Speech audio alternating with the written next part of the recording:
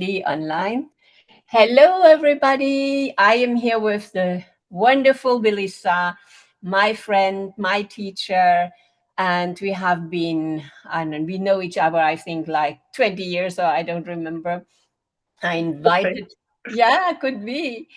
Actually, I invited her for a workshop or even two long time ago, and everybody loved it so much that I re-invited Belissa as she's in Europe. Normally, she is living in Australia. So, Belissa, I'm so happy to have you here. It's really also an honor to have you on my podcast. And we are going to talk about you, about your passion about the dance, everything which you want to tell us about this. And then, of course, we are going to talk about the workshop which you are giving next week in Brussels. Yeah. So, Belissa, how did you come to Oriental dance? Oh, through my late husband. It was a Christmas present to do a course in the adult education. And immediately, within a few weeks, I realized it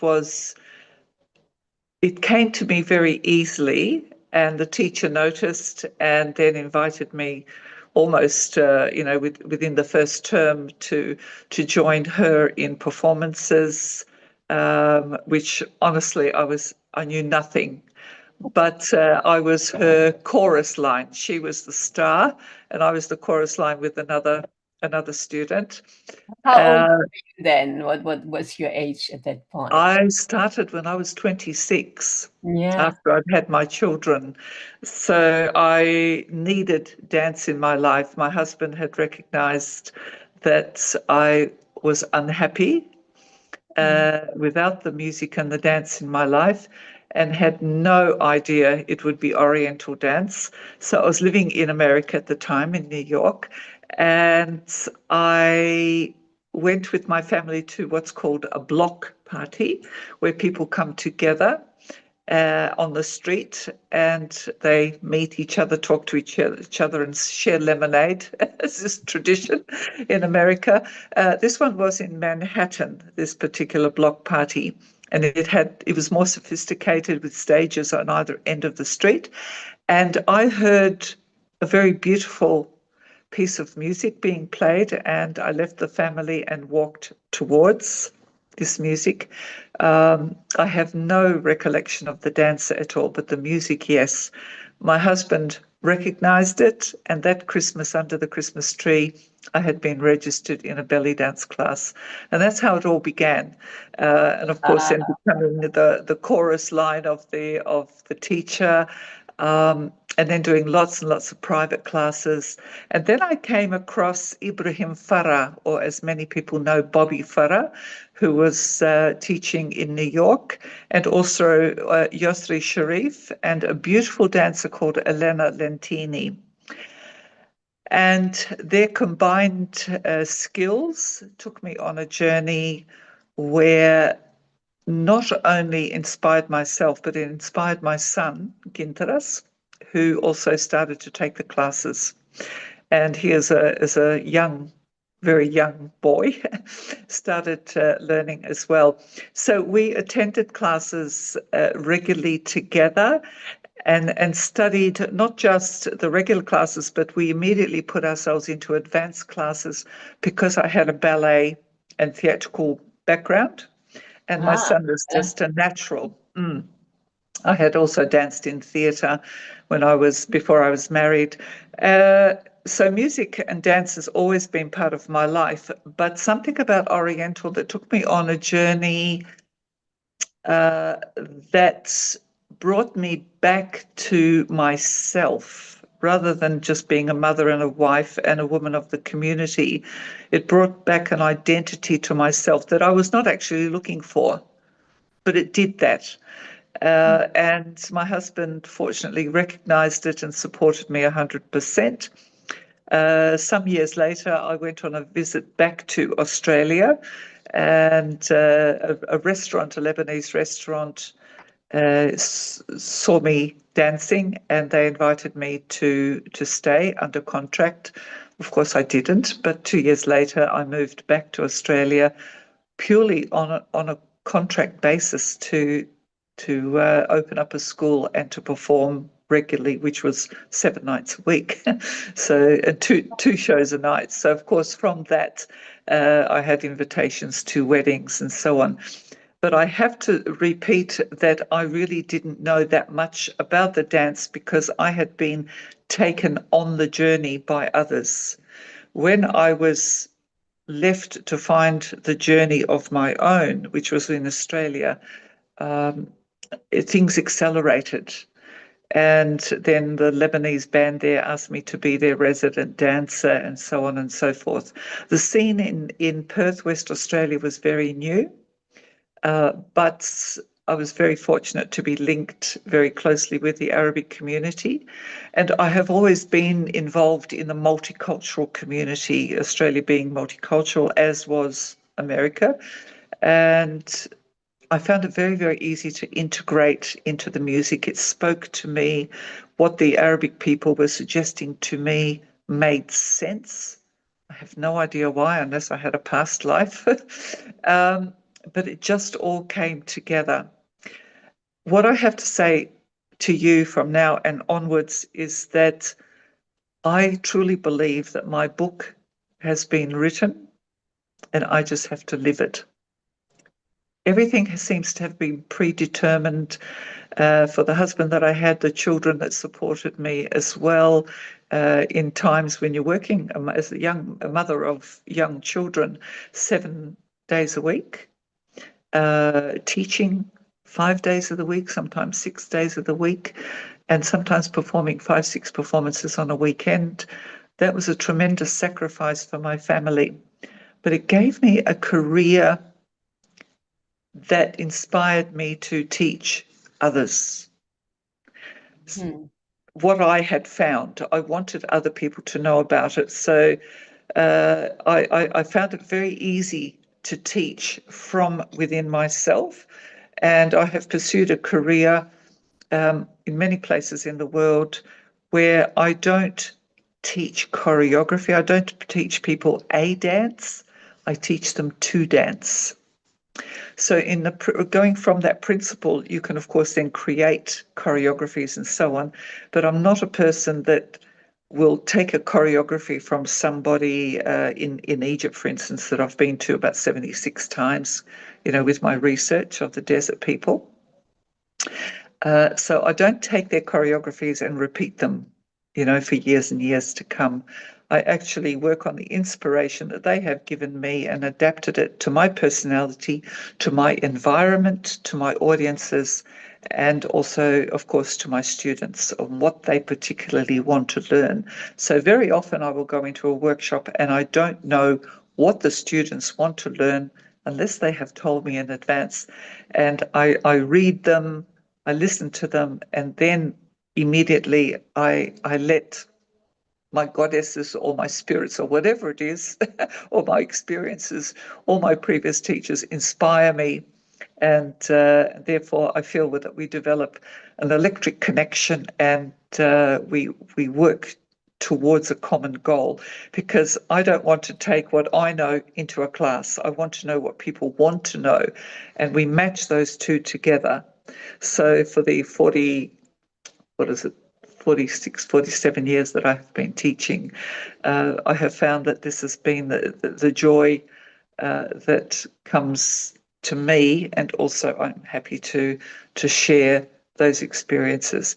I'm not Egyptian, I'm not Turkish, I'm not Lebanese, so I don't claim to have all the answers of the dance, but because the students, 99.9% of the students that I work with are not of Arabic descent either, then we have to work with what we know, what we have experienced, and in a particular fashion, what we are obligated to do in respecting the culture.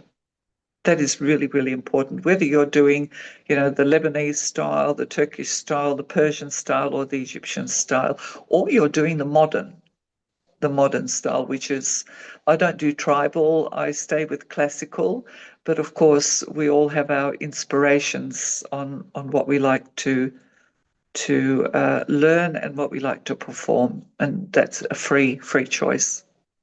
Yeah, I love what you are saying here about your journey also and how you approach it, because I think this is so particular about you. When I have been taking so many workshops for Oriental dance, and most of the time it was actually learning a choreography. I don't do this any longer because I don't, but I know you, and we will talk about it. You have a special way of teaching so that people can be on stage and perform together, because I don't teach anybody any longer to go on stage and perform, and not all groups also. And I would say, okay, if you perform like as a group, you need a choreography. But I remember one workshop with you where you were teaching how to be in a kind of synergy, then even a group would not need choreography. I might be wrong, but I had this feeling. And I something which I really want to say, and then we can also talk about what we will be doing next weekend, if we have Mhm. any idea of what that will be, because It you depends on who comes. yeah. It depends on the age, depends on the range of experience, Yeah. because people come to my workshops with no experience. They just want to dance according to their own ability, their own desire. So you can have no dance experience and still participate, or you can be a professional and still participate and maybe learn something, maybe be inspired, or just to do some more training. It just Yeah. depends what you want. Yeah, Mm. exactly. Yeah, this is how I teach my classes now, because I think there's so much joy in the dance itself, and it's just come and experience the dance. This is already so much. And you, as a very, very skilled and very experienced teacher, you will communicate what you have to communicate on this workshop. I'm completely confident that this will how it is. But what I need to say is this thing which you have particularly is that you are so much fun to work with. It's amazing. I always say this to my students. You work with Belissa, you will have the best time of your life. There is always you are a very humorous person. So there's a, Yes. you have a way to invent exercises. I remember this one time. I think this is I'll never forget it. The way we had to dance, because it was about the feeling, of course, and most of the time a lot of women are not connected to the feeling, or just too shy to just Mm. be themselves. So we had to dance in front of the wall and make the wall happy. This was so funny. But Well, yeah, walls have feelings too. yeah. So, but we have this special way of connecting people, or connecting women to who they really are, and the feeling, which is so beautiful. And why should we hide it? So I think this is a very special gift you have, and you do this with a lot of fun. So I'm very much looking forward also to this. And yeah, so we have been talking about the workshop. Mm. That you said, okay, on Sunday, let's do this. On Saturday, let's do this. And on Sunday, let's a little bit more do this. Can you talk about, do you remember what we said? On the Saturday or Sunday? Yeah, on Saturday, we will do, just let's talk about the both days, because people will be interested to see. Yes, they are connected, but you can do one or the other. The just dance permeates is actually what I call both of them. The just dance on Saturday is just to discover yourself, to exercise all the movements out in a fun way, in a radical exploration of how movement actually happens, and then how you concentrate it. You concentrate it into a beautiful movement that, of course, we're working on oriental movement. We could be working on Balkan or Aboriginal, but in this case, we're working on oriental movement, where the dancer doesn't necessarily overplan what she's going to do. They dance what's called improvisation, or the takasim. So I want people to know that whatever they do, whatever movement they make, it actually means something and can be developed further. So in working through the time that we have together on Saturday, we will improve upon what we're doing or what we think we are doing. Sometimes we think we are doing a movement, but it's not what comes out of your body. It doesn't manifest. And mirrors can lie. So this is being in yourself, being true to yourself and moving. And honestly, if you can't laugh at yourself sometimes, then, life is tough. But we've got to laugh. I laugh at myself so much because sometimes I'll say something that is totally silly. And sometimes my movement is what I say is not what I do. So, but that's okay, because every movement is an exploration, is a new day. It's a new experience for me every time I move. On Sunday, it will be more concentrated in the fact of slower movement. So Saturday is much faster and crazy, whereas Sunday is a little bit more concentrated on the elements of the music, the instrumentation, how you express a mood, how you adapt your personality to a particular mood, which, there's 4 particular modes that I work from, and each one is very different from the other. The one that I particularly love is the drag queen kind of element, where you're completely insanely flamboyant, whereas the sex goddess is more internal. The angel is very protective, the angel mode where you're very sweet, you're very nice, very innocent. And boy, oh boy, can a crazy person, sex goddess, can be innocent and sweet and very manipulative at the same time. So we play for all of those, some people are naturally have the gypsy element in them, where they just feel very playful in whatever they do. They feel playful, but it's important to combine or to use all of those elements within the instrumentation, within the dance. Then you come back to technique. You come back to honouring a particular composition of music, and then you can work it out yourself. This takes more time. This takes time. I don't know how fast we'll be able to get through this, but I will give examples of how in a piece of music you can integrate all of these personalities or elements, and intrigue your audience. Always be mysterious, intrigue your audience. What is she going to do next? Is she the same? When you come on stage, are you the same for 3, 4, 5, or 10 minutes? Do you not change? That, I think that would be quite sad, because surely everyone has multiple personalities, and I love every one of them. It's just one of those things that you never know from day to day how you'll respond. And now that I'm traveling around Europe with my partner being a farmer, I can see that he has brought his farmer personality to Europe. And I say, you have to adapt. You have to change. When people say pronto, so don't say pronto. They're not nice about it. It's a very firm culture here in northern Italy, where I am at the moment. Whereas in France, people were very sweet, because their language is sweeter, it's more romantic, more delicate. When we go into Switzerland, of course, we'll be the poor people and they'll be the rich people. So we have to be humble. We have to be very nice to them, so they accommodate us. Then we go into Germany, which of course has particular character as well, strong characters. People know what they want.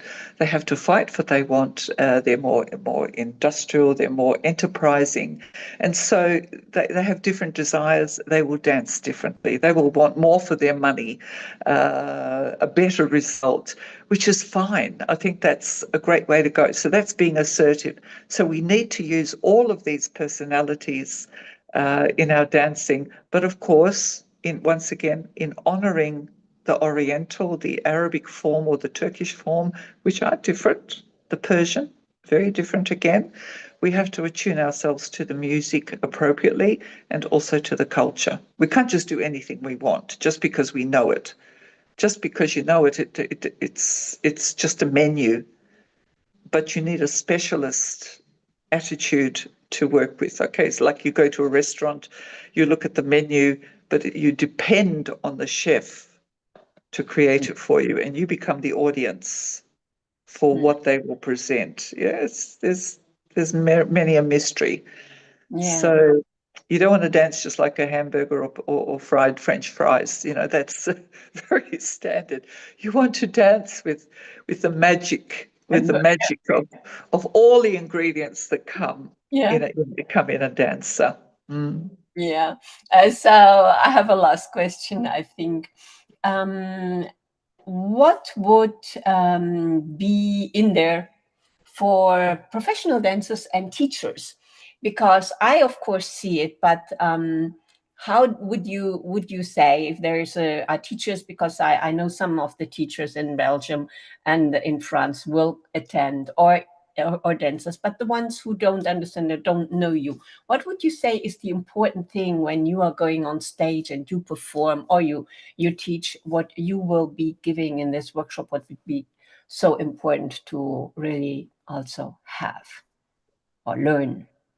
I think to experiment, or better said, explore all your possibilities. So we come back to this question of choreography. A choreography, you can think it one way, but it has to grow, it has to live. I think a choreography, for instance, or a combination, you need to live it before you can present it. So go and dance for the community, go and dance this for your friends or at a party. You know, if it's a group, if it's yourself, it's yourself. And that you will notice that you will dance the dance differently each time, depending on the environment, the lighting, your own personal feelings. Sometimes you don't want to dance to a piece of music. It does absolutely nothing for you. But if you challenge yourself and feel you have to do it, either change your music or just go and do it. And you need to have options on how to act, even to act out when you don't have any feeling at all. Sometimes we're tired, that how to act out a movement or a piece of music. So for teachers coming to the workshop, or professional dancers, it's to look at the options, because I have grown up in a different environment. I have taught all around the world, and also being involved in multicultural dance, you learn how other people think about music, how other people feel about the music that we use. How many times I will dance something and they don't care what I did, but they come up and they say, "What was that music? It's absolutely beautiful." And I think, well, yeah, but what about me? You know, didn't you like what I did? But you actually did inspire them, because you danced the music to the purest form that you could. Tomorrow, you may do it differently. And that's okay.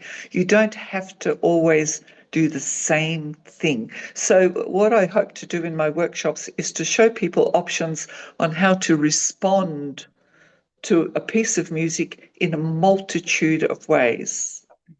Okay, it's not a matter of always having lots and lots of different music. Sometimes it's going deeper into what you have already done, or being more playful with what you have already done, or what you think about the music. So it's giving options. I think what I found with teachers that I have worked with before in this Just Dance series is we do things that are unimaginable. Unimaginable. You didn't think of doing it. If nothing else, it's just an escape to have some fun and not be the teacher, not be the professional performer, but just dance. Just dance. There are no boundaries. There's no right or wrong. You just dance. Then you take that material and you adapt it to how you want to. Pass it on to your students, pass it on to your audiences, or just open the curtains up and dance for the neighbour next door through your window. So it doesn't matter. Yeah. Whatever. What comes up for me when you're saying this, that this will like be enriching really the practice of dance we have. And also I feel that you are opening up an inner space, because when we are teaching, we might be in a routine, or when we are performing in a kind of routine. Working with you is opening up a sort of inner space, enlightening and opening it really up, so something more and new can come out, and we can take that away like a really like a gift. Yeah. Yes. I mean, Yeah. I will be working with phrases of music, not a choreography, but phrases of music and how we can manipulate it. And once again, it is to do with the environment, your experience, your age, your body. Some of us have voluptuous bodies, some of us have slim bodies, some of us have $5,000 costumes, other people just have a skirt and a leotard. A skirt and a leotard tells you the truth. A costume sometimes hides the truth, because you can look super glamorous. You've done your hair, you've done your makeup, you're wearing, $2,000 earrings. Who cares? It's how you dance, what you are sharing with your audience. And I hope to inspire people. Some elements may not, but may come back later. We sometimes have gems that the light bulb goes off, 6 months later, when the opportunity arises to explore a movement. So, but this is all still based on Oriental. Yes. Yeah, so good, so good. So yeah, I think we even kept the timing. I'm super happy. Yeah, because we could talk about it so long. I'll invite everybody who wants to know more to just go to a link which I will put here, so to know more about the workshop, and of course to come and participate and work with Belissa. And I'll say something in French here. I will put it. Alors, ce stage va être traduit en direct. Donc, Belissa, elle enseigne en anglais, mais moi, je vais le traduire. Et donc, de toute façon, quand on danse, on n'a pas toujours besoin de parler, parce que ça communique avec le mouvement. Donc, ça, c'est vraiment pour les deux. Ceux qui parlent français, comprennent pas l'anglais, ça fonctionnera aussi. So just said that I will be translating things, and dancing is not so much about talking, it's more about dancing, isn't it? So It is dancing, yes. And I'll be following with a series also in Lithuania on the 20th of December.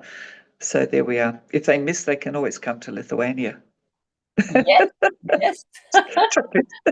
Why not? It's so good. Okay. Excellent. Anything else you want to add? Something you want to say for even the people who cannot attend the workshop? Anything for a dancer? Something to inspire, or something? I don't know. Is take the time to dance around at home when you're vacuuming. Put on the music nice and loud. If you're cleaning the windows or cooking, put on the music, and actually repeat music over and over is really good to try to move differently. Because if you are wearing your house coat, you will dance differently than if you are wearing a negligee, for instance. This is at home, of course. And it's very different if you are dancing for your children or for your husband. So at home you can do so much. If people want to know more, I suppose they could just be in touch with yourself or myself, and happy to explore more elements. Yes. And Do you then have we'll catch any up again. online? Yeah, do you have any online classes or online spaces where you teach? No, because I like the human contact. I think you can't see the same, you can't communicate the same, and I can't feel my students when I do a Zoom. And I know a lot of people learn from Zoom, but and they do it really, really well. And I think it's a building tool on top of what you already have studied in person to teacher to student contact. I think that's really important. Just learning from Zoom leaves a lot of the emotion out of it, because you are working to a set time, you are working to set questions. You need to be able to play. But that's just a different method in teaching. I work with troops as well to put shows together.